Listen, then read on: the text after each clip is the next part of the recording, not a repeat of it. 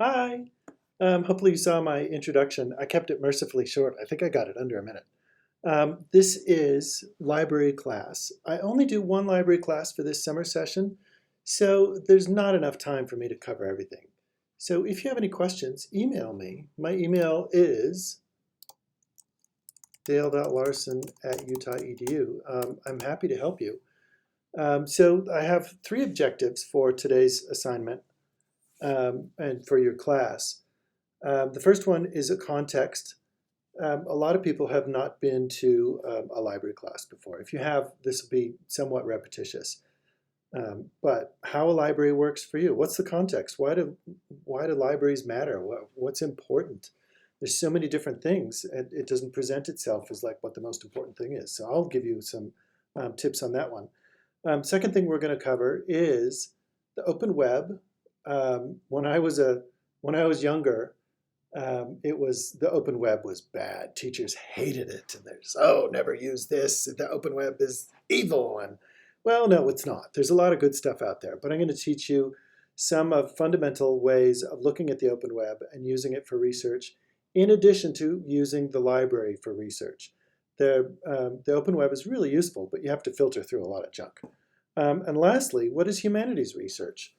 And there was a stigma years and years ago that humanities wasn't real research. Well, that's just not the case.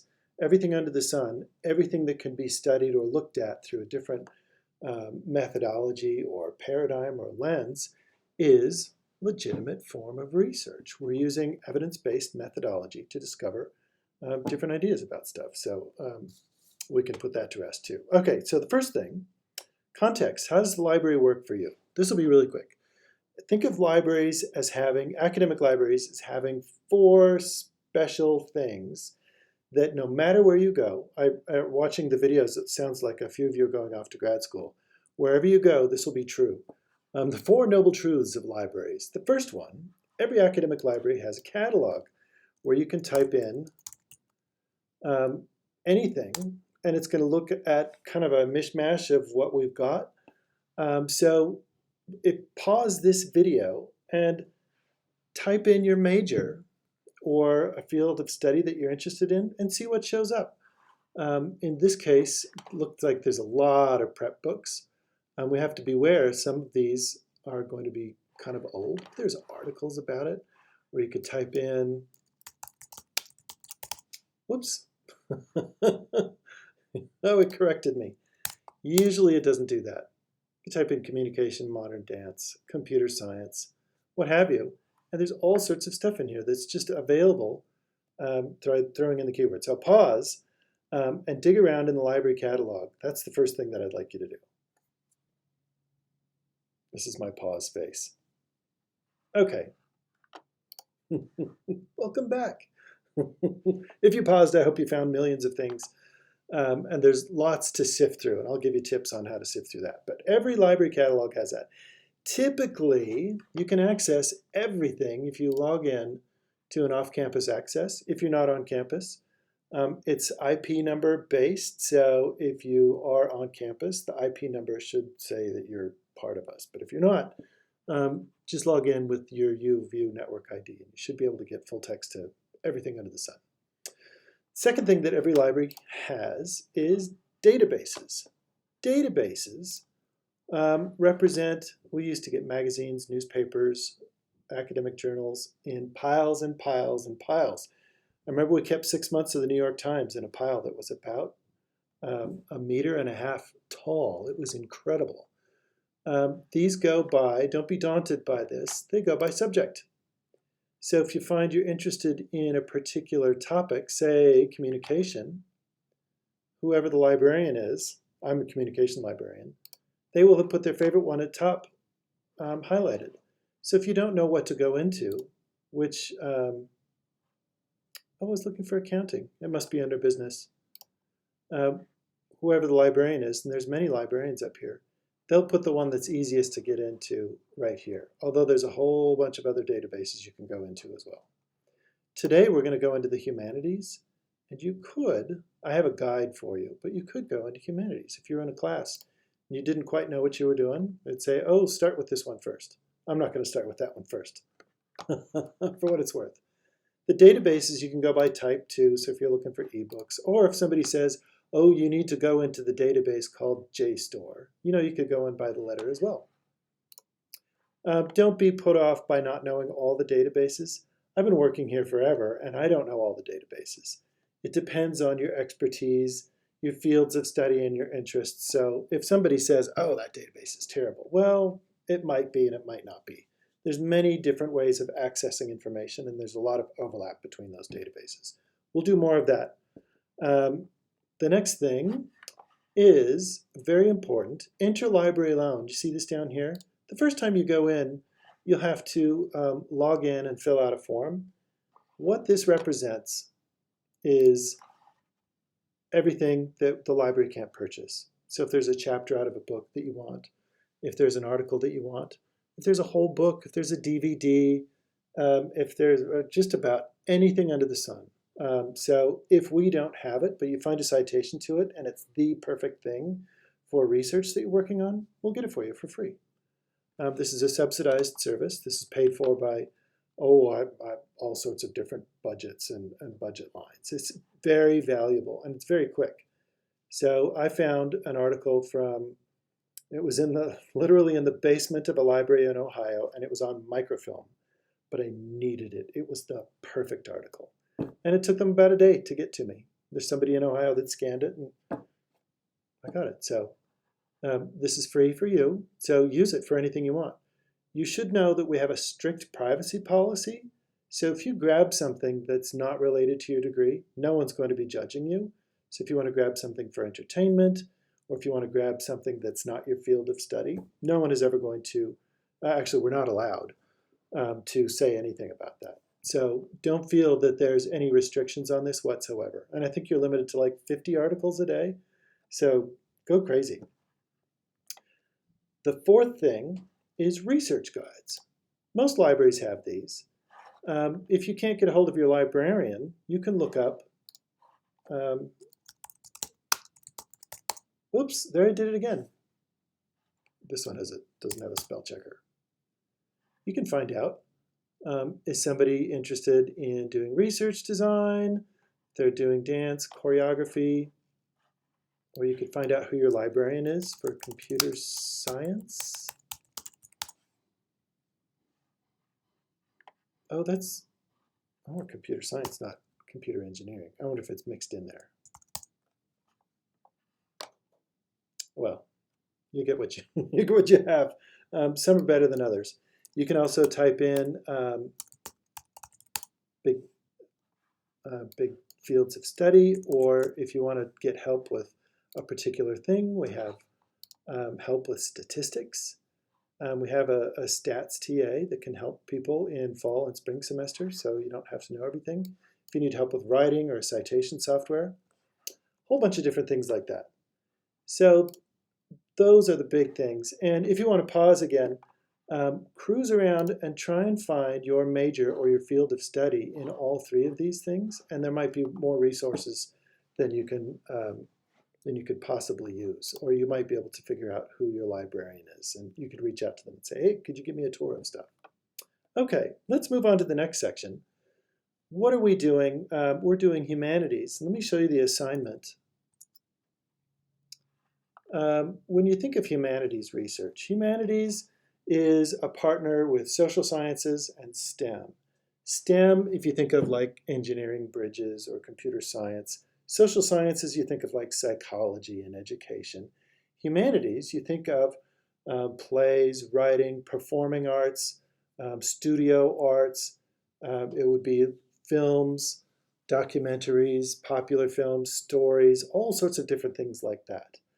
But all three of those things mix together. And how do we legitimize a search in something as silly as like Star Wars? I was just talking with somebody about the Obi-Wan Kenobi series, which I adore. Ewan McGregor's amazing. How do we deal with that? So let's look it up. First of all, this is, you'll be pulling something. This is the actual assignment. You'll be pulling something from your life that matters to you for your culture, your ancestry, your upbringing, maybe something that you share with a group of friends, something that means something to you beyond the value of the film or the story itself. For me, Star Wars, I like it because it represents kind of like good and evil in the world, and it seems like it's good can prevail, that sort of a thing. So it's not just about entertainment. You get to pick whatever you're looking for. But when you first start out, if you just went to, let's go to Google. If you go to Google, look up your favorite thing that you think represents you. And you can take this as lightly or as seriously as you like. So don't do this too seriously. The main point is to get into the humanities research. But if I typed in Star Wars, I'd get a bunch of junk, wouldn't I? I'd get reviews. I'd get the moody Ewan McGregor scene. I would get like a link to movies. How do you get around this? I want people to talk about like the meaning of it. What did it mean to somebody in a particular culture? If you do, here's your trick. If you do criticism, colon, before the title in, or if you typed in, any number of things like scripts or soundtrack or DVD. This is a contextual search. I call it a contextual search. But criticism, or you could even do scholarship Star Wars. But criticism is, how do we look through a different lens? So maybe we're looking through the critical lens of gender. I remember the first Star Wars movie came out and there was only one female, and that was Princess Leia. And other than that, it's just a bunch of guys. So people talked about gender. You could be talking about any number of different things, demographics and whatnot. But criticism is taking a scholarly lens and looking at that thing. So what happens to the searches after we do criticism? All of a sudden, we get the anti-last, there's Rotten Tomatoes, there's people talking about critics, but they're not talking about the entertainment anymore. They're talking about like the people who are receiving this. They're talking about what did it mean.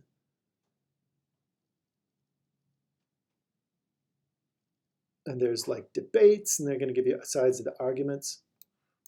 Let's do scholarship. You could do either one of these. Star Wars scholarship application.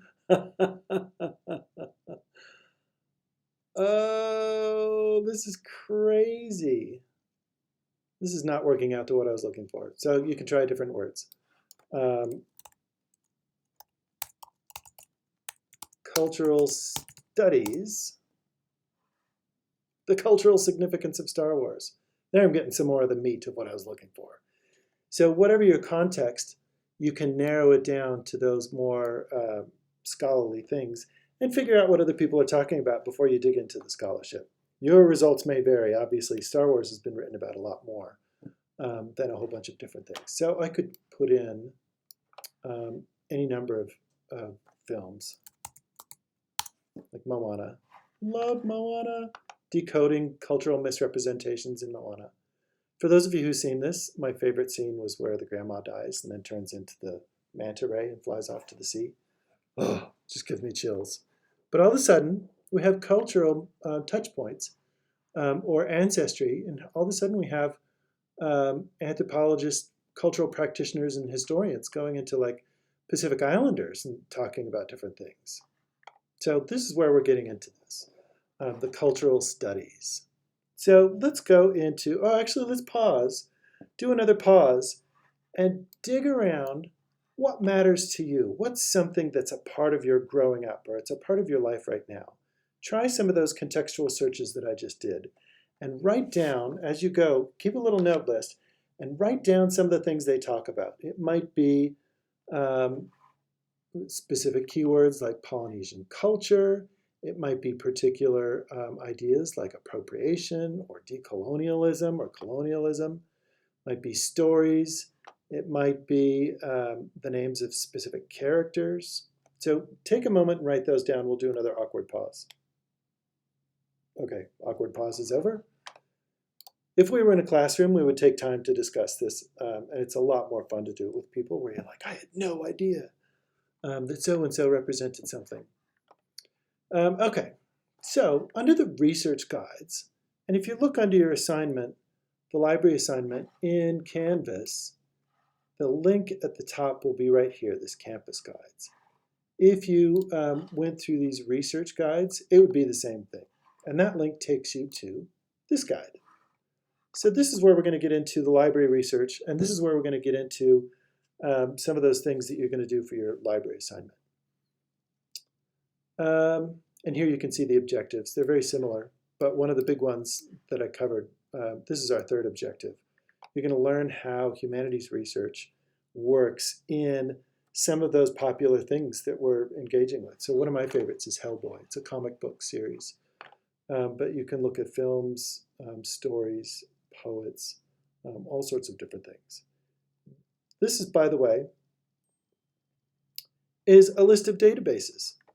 So do you remember on the database list right here? If you went to P, you could find the database called Project Muse. I have curated a list of my favorite databases for humanities that I'd like you to go in and try. So before we go into those, let me show you what you're doing in the library assignment. What matters to you? What do you value? What's a theme in your life? So you're going to figure out the name of a character. And I would say pause here and go and do that Google search again if you haven't done so, because this is the critical moment that we're going to start with. Who's a character? Do they represent something that matters to you? And then in the databases, we're going to make a very, very small annotated bibliographic entry, one scholarly article. And what you're going to do is you're going to find the article, and what's the main point that the author makes in an article?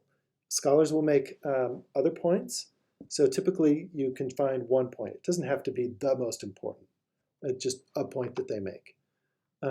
You'll back that up by reading the first page or so of the article. This is what I'm wincing because it's a little painful here. You grab a direct quote from the article. And then lastly, you're going to put in a properly formatted citation. Extra credit for perfect citations. I don't hand that out very often. Okay, so let's go in. I'm going to pick one of these two databases are really good. This is my first favorite, Modern Language Association. These are the people that get together and they talk about cartoons, and they talk about serious books. They talk about not so serious books. Have you ever seen Teen Titans Go? It's a cartoon. Absolutely loved it. Interestingly, it found Teen Titans Cyborg. It didn't find Teen Titans Go, but Teen Titans Go is like a spin-off from the Teen Titans. And here we have a character, and it's a book, but we have, if you've ever seen, let me show you Cyborg.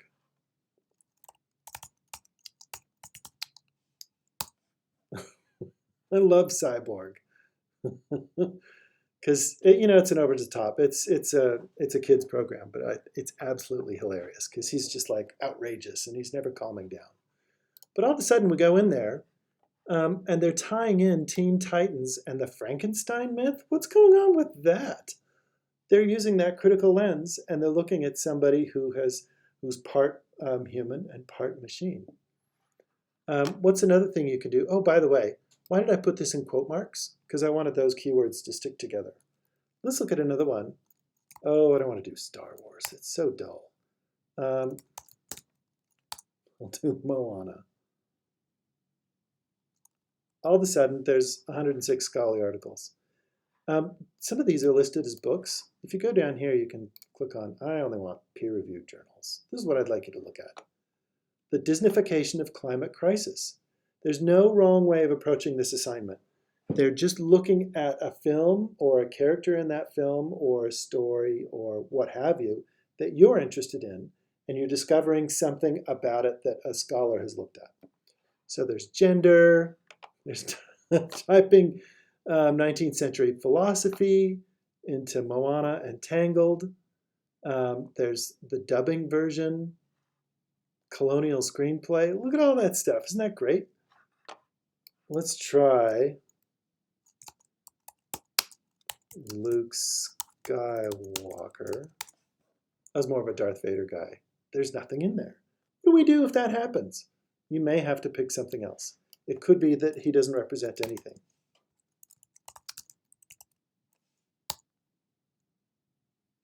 There's no Darth Vader either. Every now and then when these databases give you weird results, Darth Vader should totally be in there. You may just have to go back out to that campus guide and search again.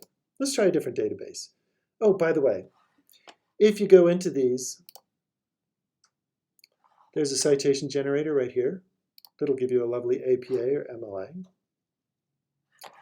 There is a handy abstract for a lot of these from which you can get the main point, or you can go see full text. It'll typically tell you where to find full text, and all of a sudden you see this first bit where they're telling you what the most important things are, and maybe, look at this.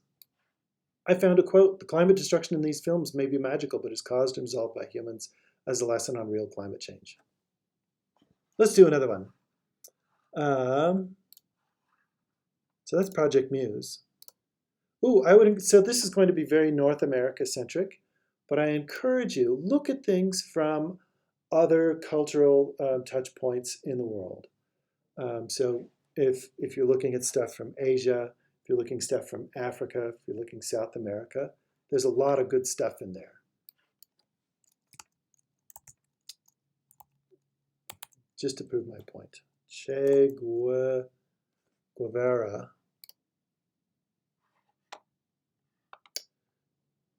And look, it's even in Spanish. So don't be put off. It's North America heavy, but don't be put off. Look for those cultural touch points wherever they come from. It's a pretty good database. Let's do another database. Project Muse. This one's kind of different, isn't it? What I would recommend is just throwing in a search. I don't want to do Darth Vader again, because I don't want to do any spoilers, but he does show up in the Obi-Wan show.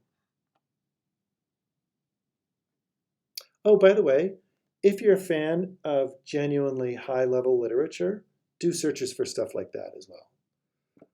When you go into these databases, you don't necessarily have to know it's a peer-reviewed article, because you'll be able to switch down to that later. Science fiction versus fantasy. If you don't understand what it is, the onomastics of Disney Star Wars Rebel, I have a clue what that means. Move on to the next article. You don't have to prove that you're really into a very, very tight discipline in the humanities. Death Star, or How I Learned to Stop Worrying and Love Globalization. I love that title. On this one, I'm not sure if there's a citation generator. Oh, there you can view the citation. So all you have to do is find something from one of these databases that represents you. Or an interest that you have. You don't have to prove that it's something that represents you. But what's a main point the author makes? What's a direct quote that supports that? And give me an MLA or APA citation. As always, contact me at dale.larson@utah.edu. And I wish we could all be together in a class. But if you want to meet on Zoom, I'm happy to help further. Have a good one.